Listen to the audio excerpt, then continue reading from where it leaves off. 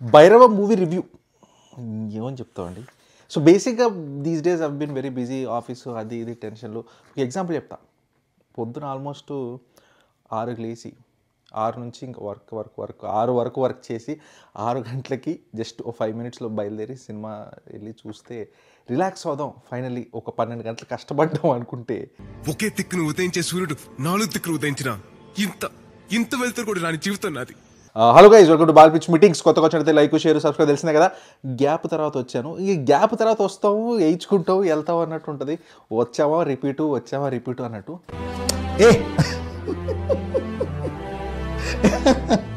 I wanted to like this film ఎందుకంటే నారా రోహిత్ గారు చాలా రోజుల తర్వాత వచ్చారు. కొంచెం కాన్సెప్ట్ సినిమాలు తీస్తుంటారు అనమాట, కొత్త కాన్సెప్ట్స్. ఏదైనా ఉందేమో ఆయన కోసం. అండ్ ఇన్ఫ్యాక్ట్ ఈ సినిమాలో నాకు కొంచెం హోప్ ఉందంటే ఆయన రోల్ అది ఇది అని చెప్పి వెళ్ళా. ట్రైలర్ కూడా చూడలేదు, నథింగ్. అసలు చెప్తాను కదా, లాస్ట్ 1 వీక్ స్కోపే లేదు అసలు. ట్రైలర్ టీజర్లు ఏదీ చూడలేదు. చూస్తా, వీడియోలు చేస్తా. అలానే కోర్టు కేసు అప్డేట్ అది ఇది అంటూ ఉంటారు. నాకు కొత్తగా విషయం తెలిసింది, కోర్టులో కూడా హాలిడేస్ ఉంటాయి. నాకు తెలిసి జూన్ ఫస్ట్ వీక్ వరకు ఉన్నట్టున్నాయి వాళ్ళకి హాలిడేస్. సమ్మర్ హాలిడేస్ లాగా ఉంటాయంట కోర్ట్స్కి. చాలామంది లాయర్లు, జడ్జిలు వెకేషన్లో ఉంటారు. సో మనదంత క్రూషియల్ క్రిటికల్ కేసు కాదు కాబట్టి గ్యాప్ వచ్చింది, చేయాలి. దాని గురించి చేస్తాను. ఇదిగో పింపుల్స్ వస్తున్నాయి టెన్షన్స్ వల్ల. ఇట్స్ ఓకే, మొదలు పెడదాం. బెస్ట్ పార్ట్ అబౌట్ భైరవం అండి. బెస్ట్ పార్ట్ ఏంటంటే క్లైమాక్స్. క్లైమాక్స్. ఎందుకంటే 10 మినిట్స్లో బయటకు వచ్చేస్తాం కదా, అలా ఉంటుంది సినిమా. ఇంకా ద పాయింట్ నాకెందుకు ఫ్రస్ట్రేషన్ అంటే వర్క్ అది పక్కన పెట్టినా ఒకటి చెప్తా. ఇప్పుడు గేమ్ ఆఫ్ థ్రోన్స్ రీవాచ్ చేస్తానండి. నాకు అప్పుడు అదొక ట్రామా, లాస్ట్ సీజన్ దొబ్బడం వల్ల. అది రీవాచ్ చేస్తున్నా కదా, అరే 10 ఇయర్స్ 15 ఇయర్స్ బ్యాక్ స్టోరీ రాది, ఎంత బాగా తీశారా, గ్రాఫిక్స్ ఏంట్రా, అవన్నీ చూసి ఈ 15 ఏళ్ళు 20 ఏళ్ళ తర్వాత మనం ఇంకా ఇక్కడే ఉన్నావా అన్నది ఒక బాధ. ఒకటే మంట. గ్రాఫిక్స్, విఎఫ్ఎక్స్ ఖర్చు అవుద్ది, బడ్జెట్ లేదు, ఆడియన్స్ లేరు, రెవెన్యూ లేదు, కంప్లీట్లీ అండర్స్టాండ్ అయిపోద్ది. స్టోరీ లెవెల్లో, రాయడంలో, డైలాగ్స్లో, క్యారెక్టర్ మోటివేషన్స్, దానికి డబ్బులు అవ్వదు కదా, రాయడమే కదా, కూర్చొని ఆలోచించి రాయడమే కదా. అది ఎందుకు ఉంటుంది ఈ సినిమాలో నాకు అర్థం కాదు. ఈ సినిమాలో 3 క్యారెక్టర్స్ ఉంటాయి. ఎప్పుడైతే ఏముంటాయంటే 3 క్యారెక్టర్స్ ఉంటాయి, ఒక కాన్ఫ్లిక్ట్ అనేది ఉంటుంది. ఈ ముగ్గురు మధ్యలో ఏదో పెంట అవుద్ది, ఆ పెంట తర్వాత ఏమవుద్ది అనేది సినిమా. పెంట్ ఎందుకు అయింది, ఇంత మంచిగా ఉన్నోళ్ళు ఎందుకు అగేన్స్ట్ ఈచ్ అదర్ అయ్యారు అనేది ఎంత కన్విన్సింగ్గా చూపిస్తే, ఎంత కన్విక్షన్గా చూపిస్తే మనం అంత కనెక్ట్ అవుతాం.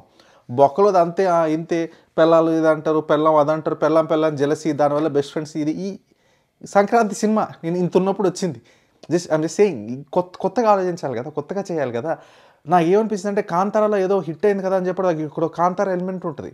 ఆ కాంతార ఎలిమెంట్ నిజంగా జెన్యూన్గా పెట్టారా, సెకండ్ హాఫ్లో ఎక్స్ప్లోర్ చేస్తారు, ఏదో ఉంటుంది అనుకున్నా. బొక్క తర్వాత అర్థమైంది, కేవలం ఫైట్ సీక్వెన్సుల్లో ఎలా చెప్పాలంటే ఇప్పుడు పంజా సినిమా ఉంటుంది పవన్ కళ్యాణ్ గారిది. సో అందులో ఏమవుద్ది, ఒకడు మన హీరోని ఆదుకున్నోడిని హీరో కూడా అటాక్ చేయలేడు. సో అప్పుడు ఏం జరిగింది, ఆ కాన్ఫ్లిక్ట్ ఉంటుంది కదా, దాన్ని డీల్ చేయడం కోసం కాంతార కాన్సెప్ట్ తీసుకొచ్చారు. ఏంటంటే దేవుడు పూనేస్తే ఇంక నేను ఎవరైనా ఏదైనా నరికేస్తాను, నాకు అన్నం పెట్టిన నేను నరికేస్తాను టైప్లో అదొక తీసుకొచ్చారు ప్లాట్ పాయింట్ లాగా. అంతే.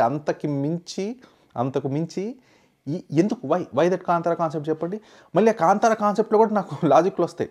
కుంకుమ మీద పడితే ఒక ఎఫెక్ట్ జరిగిద్ది, అది కరెక్ట్ బొట్టులాగా వస్తుంది. ఎలా వస్తుంది, డోంట్ ఆస్క్, అంతే. సరే ఈ సినిమా నువ్వు లాజిక్ ఇంత స్పెసిఫిక్గా అడుగుతారా, నువ్వు మరీ టూ మచ్ అనుకోవచ్చు మీరు. సరే let's get to generic once. ఏంటి సినిమాలో ఏది వర్కౌట్ అవ్వలేదు అంటే సాంగ్స్ అండి. ఒరే 2025 ఇది, 2025 సగం అయిపోయింది అప్పుడే రప్ప అని. 2025లో ఏంటండి సాంగులు, నడుము గిల్లితే అబ్బా అంటది ఒక సాంగు, గిల్లు సాంగ్ ఉంటుంది. అరే సాంగ్ బాగాలేదు, ఆ సాంగ్లో సెట్లు అది చూసి, సెట్లు కానీ బట్టలు కానీ ఆ కొరియోగ్రఫీ కానీ చూస్తే రే పైసలు బర్బాద్ చేసిరు కదా అయ్యా.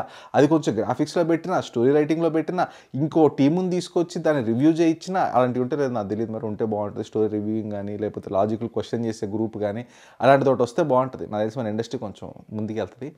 అలా దాని మీద ఇన్వెస్ట్ చేయొచ్చు కదా. లేదు, గిల్లాలి, ఎగరాలి, హీరోయిన్ ఉంది. అసలు ఎందుకు ఉంది నాకు అర్థం కాలే. యాక్టింగ్ అంత ఇది లేదు, నాకు చూడడానికి కూడా అంతేం అనిపించలేదు. అండ్ డైలాగ్ డెలివరీ కూడా ఆవిడ చేసినట్లేదు. ఆ పెదాలు కదులుతున్నాయి, ఒక యాస వస్తుంది, సింక్లో లేదు. ప్లస్ తను ఎందుకుంది సినిమాలో అంటే అంతే, ఎగ్జాక్ట్లీ వస్తుంది, గిల్లించుకుంటుంది, డ్యాన్సు, గడ్డి ఉంటుంది, గడ్డి దగ్గరకు వచ్చి హగ్గిస్తుంది, ఓ డ్యాన్సు, కిస్ ఇచ్చినట్టు ఇచ్చి వెళ్ళిపోద్ది, ఓ సాంగు, డ్యాన్సు. వై మ్యాన్, ఈ అవసరమా?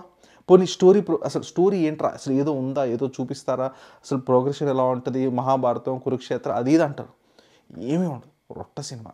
ఓ పొలిటీషియన్ ఉంటాడు. పొలిటీషియన్కి ఏం కావాలి మన సినిమాలల్లో? ఆస్తన కావాలి, జనాలన్నా చంపాలి, ఏదో ఒకటి ఉంటుంది. ఆస్తి కావాలి, కానీ మంచోళ్ళ దగ్గర ఆస్తుంది, సో మంచోళ్ళని వేసేయాలి. అలాంటి కాన్సెప్ట్లో వెళ్ళిపోతారు. So there is nothing new ఇక్కడ. Template max.